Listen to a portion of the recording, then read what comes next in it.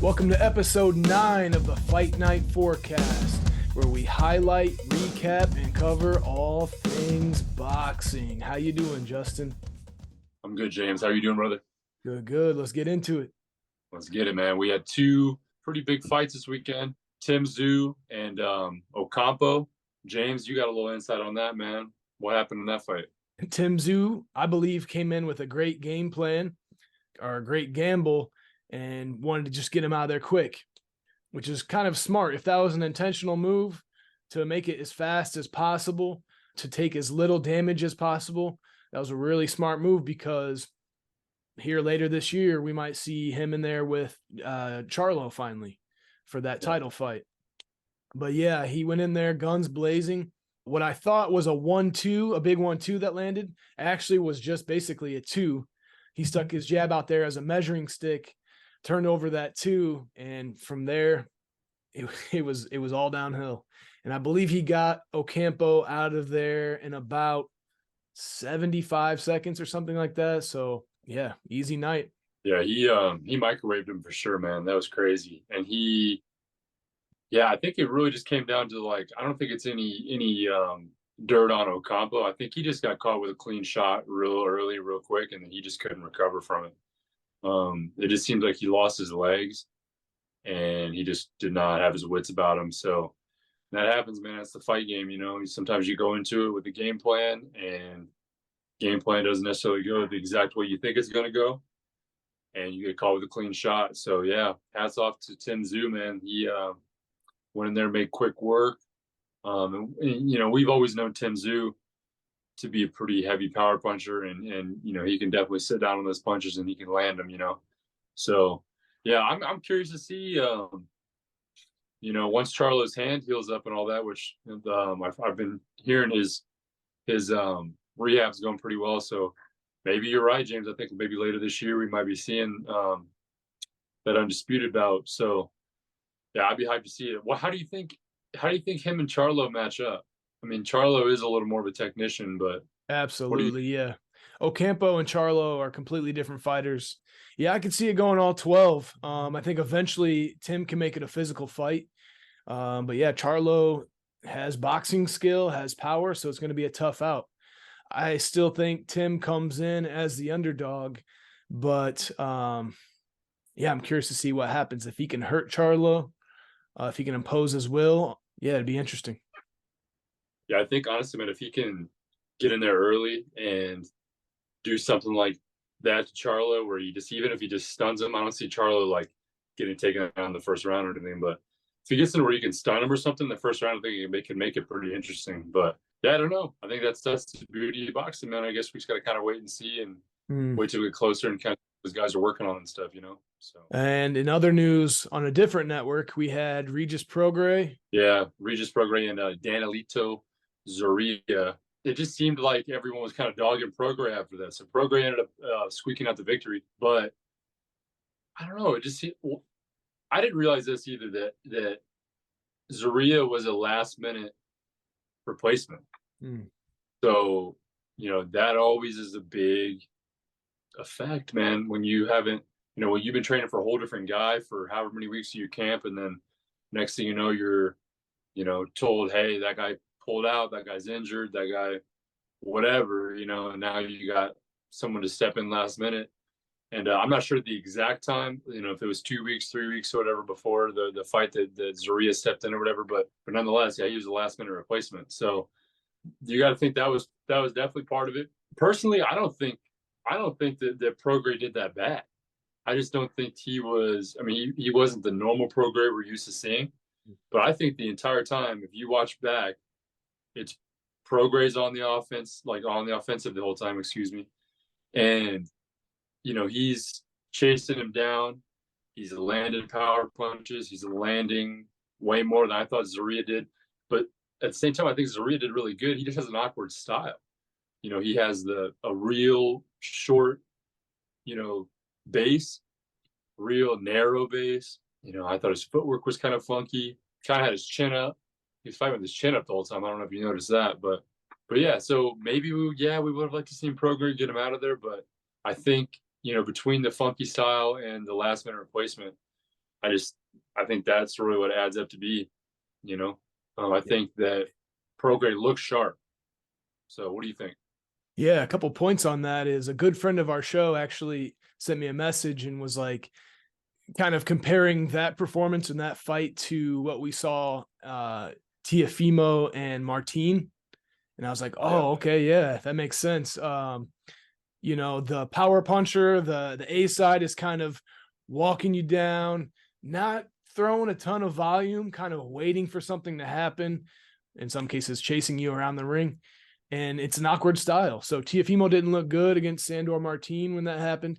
And then this past weekend, yeah, Regis didn't look as good as he normally does.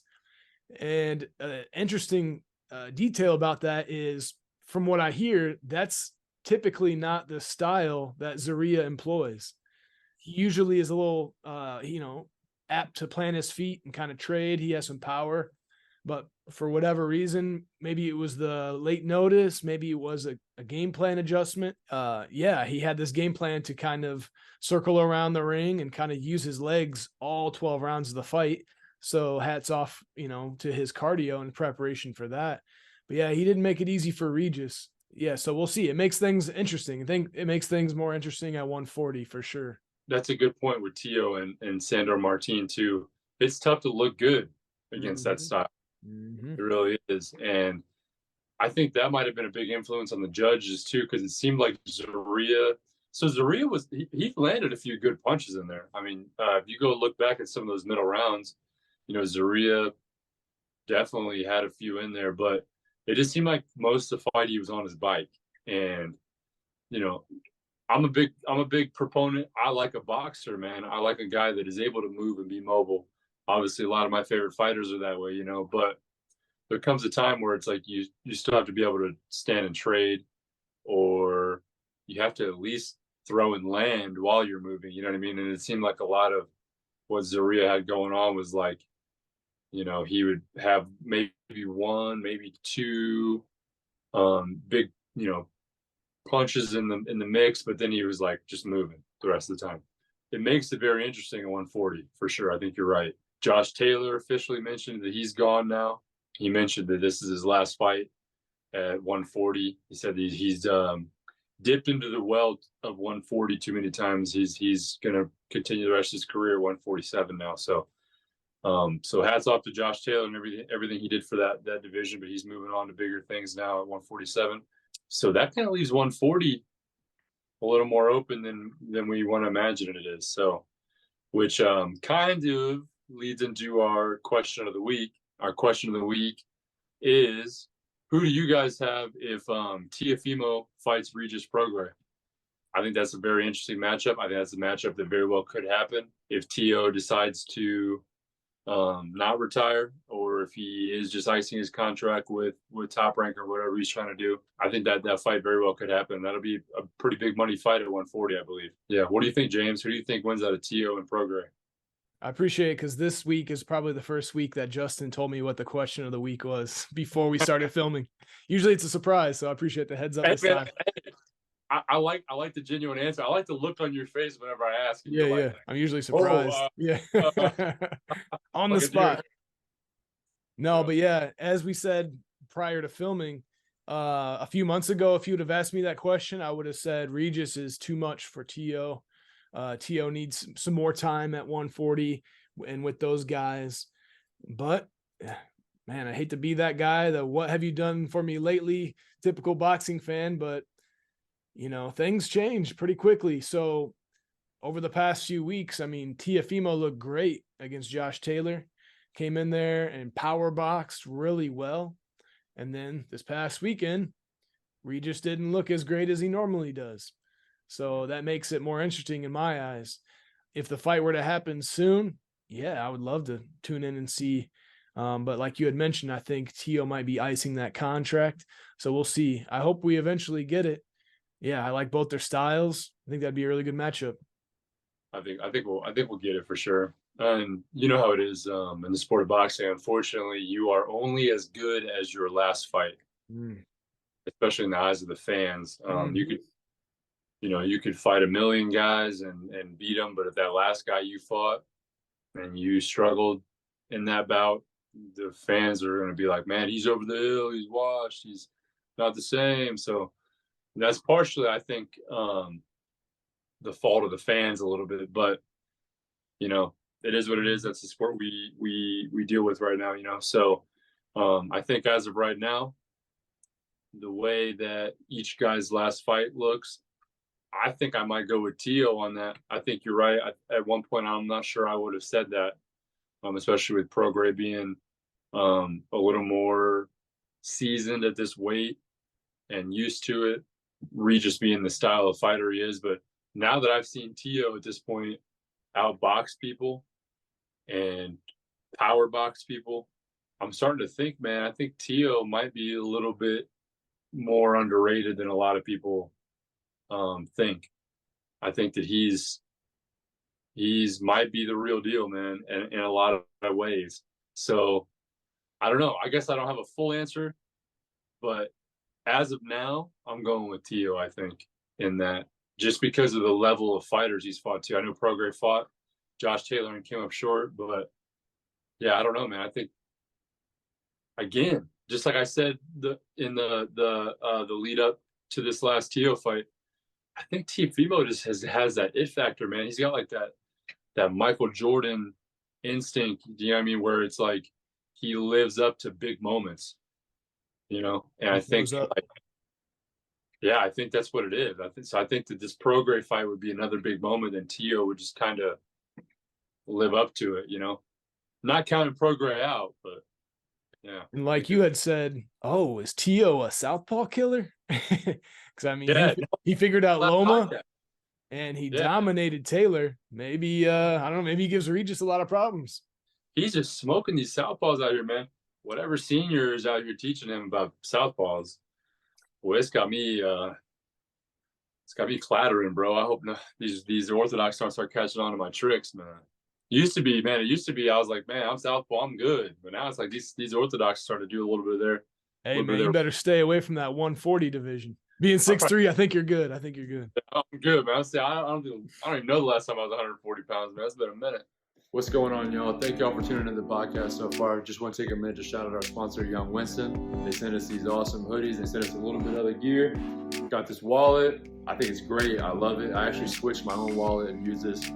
Really easy to use, sleek, nice, easy in and out of your pocket. Pull your cards out easy. I love it. They also have things like gold wrist chains. They have a backpack that I also use. It's got a very, very nice, convenient USB port so you can charge your laptop and stuff. It's great. Sleek, durable leather. Love it. Yeah, they gave us a discount code LTR5 for 5% off the entire site, whatever you want. Let's get back into the podcast, guys. Thank you for tuning in. Fight news.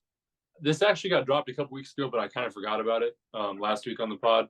But Boots Ennis has his next bout coming up. I want to say July 8th. He's fighting Royman Villa, who just beat Rashidi Ellis on the Tank Hector Luis Garcia card. And yeah, Boots had fought the Karin Chukadzian guy or whatever and had a little bit of trouble with him. They went all 12 rounds. And then Roman Villa on that same card fought Speedy Rashidi Ellis. So, and I like Rashidi Ellis, and I think they were trying to set up a Rashidi Ellis Boots Ennis fight is what they were trying to do.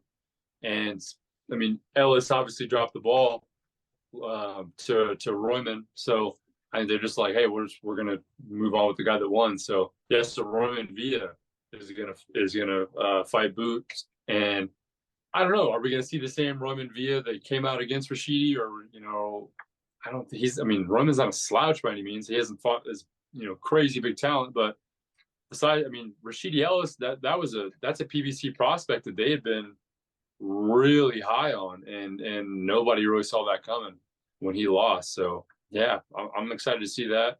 Our boy Ed, as well as myself, I'm a big Boots Ennis fan. I know Ed is, and it's hard not to be, man. He's a young, sharp, I think future champ, man, especially once 47 kind of clears out a little bit. which leads to my next piece of news. So Spence and Crawford obviously have been all over the place in all these different podcasts and all that stuff. Was listening to an interview with Spence where he was talking about, when him and Crawford are done with probably, they're going to have rematches and all kinds of stuff. So he was saying whenever him and Crawford are done at 47, he was talking about moving up, but it's not what you expect it would be. He's actually talking about skipping 54 because he's like really good buddies with Charlo and moving to 60. That'd be awesome, man. Errol's a big kid, so he could do it. And the fact that he makes 47 is pretty damn impressive. In other news too, in the heavyweight division, believe it or not, I feel like we never talk about the heavyweight division on this podcast, bro. I don't know what these guys are doing, man. Deontay Wilder's team and Malik Scott as head trainer have put out that they might fight Andy Ruiz this fall.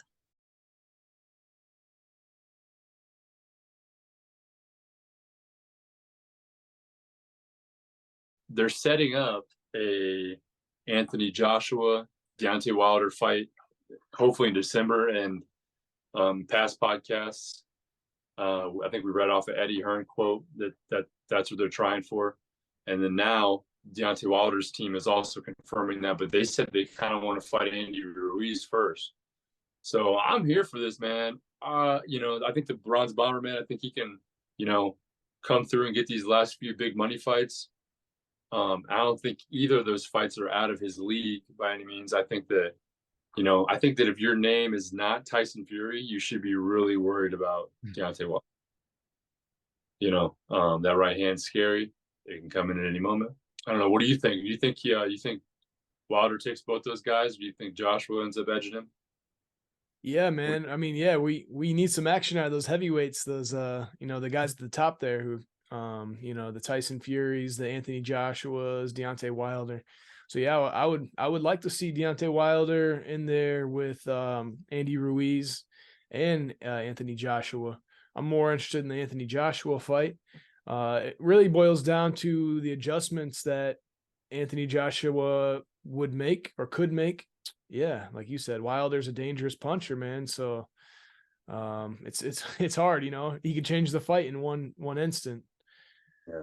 But based off what we've seen, I think Wilder could hurt Joshua and potentially get him out of there. Yeah. No, I think you're right. I think you're absolutely right. And I think Ruiz is always a little wrench you could throw in there. You never know what's gonna, he's had big fights and he's lived up to big moments, and he's had moments where he's fallen short too. So, he's a guy you don't want to count out by any means. So I think there has a opportunity to kind of maybe throw a wrench in there. But then I'm thinking to myself, if Wilder loses to Ruiz, it's like, what do we see? A Ruiz Joshua 3, or do you just push Wilder into fighting Anthony Joshua still, or what? I don't know. Yeah, but I could see Wilder getting them both out of there. I think that both could be touched. I mean, Wilder's got quite a reach, you know what I mean? And I think he finds the target. I think that he can get both those guys out of there. Yeah, especially on Ruiz. It's like, I don't know how but in my mind, I'm thinking to myself, I think Ruiz is like 5'11" or 6 foot, maybe. And it's like, I thought to myself, when he fought Joshua the first time, I said, dude, there's no way he's going to be able to fight this like 6'6", 6'7" guy. And then he found a way, and took Joshua out, gave him that was Joshua's first loss. He handed Joshua his first loss. Mm-hmm. Man, it's crazy to think, but it's like, and nobody's safe really in this game, man. Like, no matter how big, swole you are like Joshua, or how tall you are like Wilder and Fury, it's like, if you can get caught, you can get caught any night of the week. And those big punches at heavyweight, man, whew, that's a game changer right there. Right. Being able to lean into those punches a little more, not having to cut a bunch of weight. Mm-hmm. Yeah, you're right. It's heavyweight boxing is not like any other, division in the game. Mm-hmm.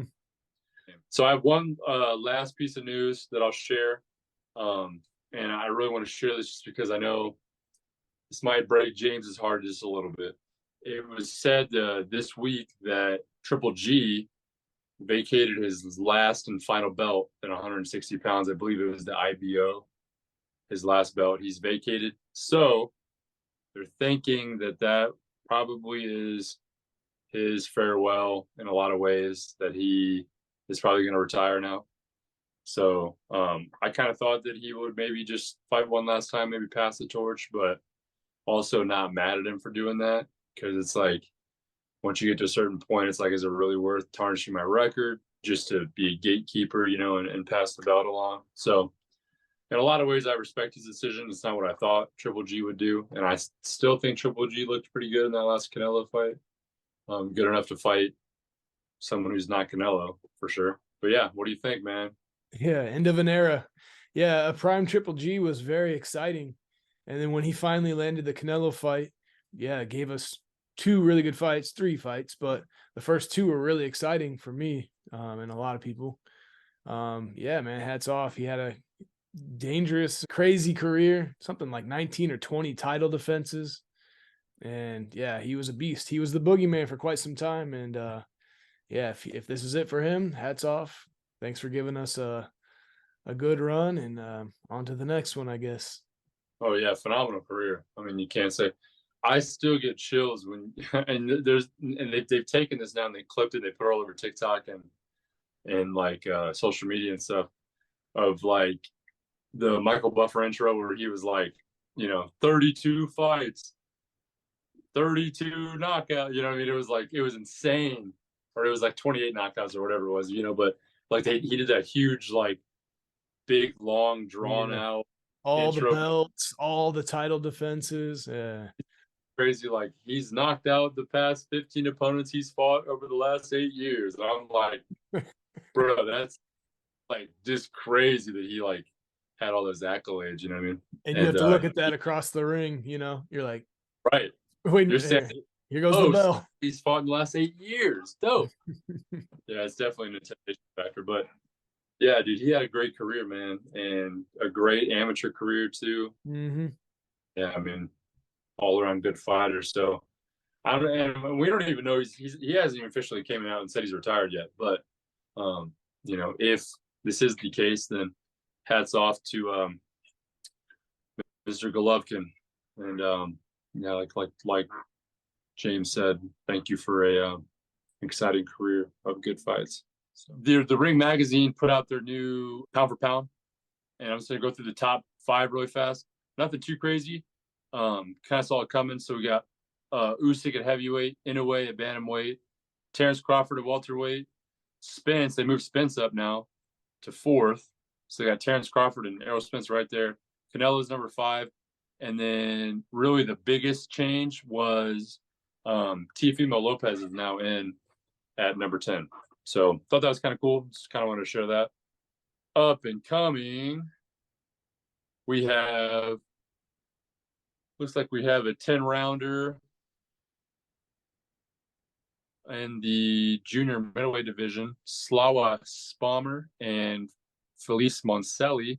Vincent Feigenbutz is fighting on that card. He fought Caleb Plant a while back in Nashville.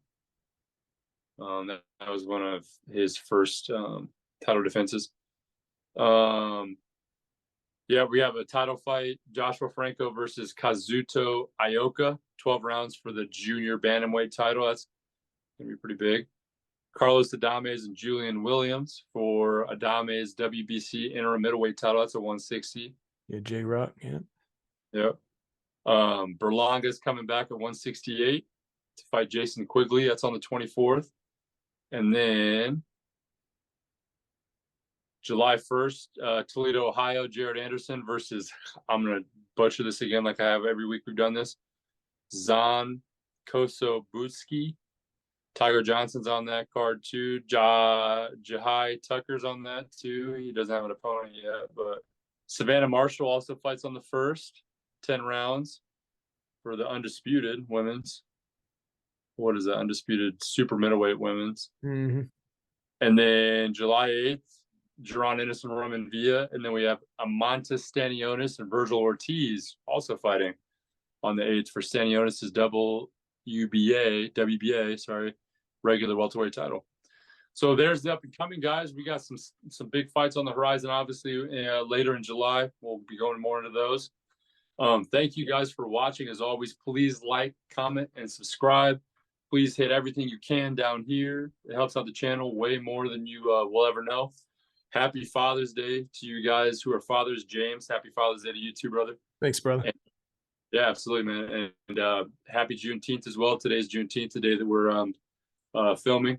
So, yeah, thank you guys so much for watching. And we'll see you guys in the future episodes. Don't forget to use LTR5 for all your young Winston needs. Backpacks, wallets, hoodies, everything. So, yeah, that helps out the podcast as well. So we'll see you guys next week.